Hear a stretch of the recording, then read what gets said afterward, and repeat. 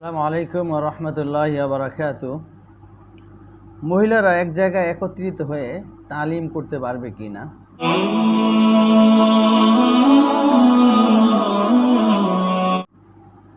এর উত্তর হলো, দ্বীনি প্রচার এবং দ্বীনি শিক্ষার জন্য মহিলাদের সাথে কাছে যাওয়া এবং এক জায়গায় জমা হয়ে তালিম করানো এটা বৈধ আছে।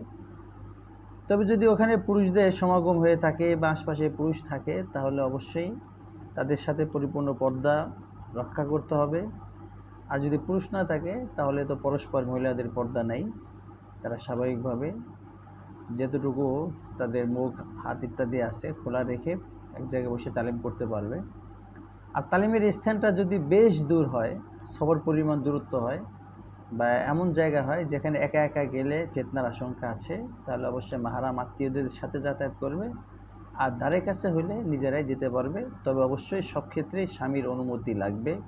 স্বামীর অনুমতি ছাড়া তালিমের জন্য ঘর থেকে বের হওয়ার অবকাশ নেই।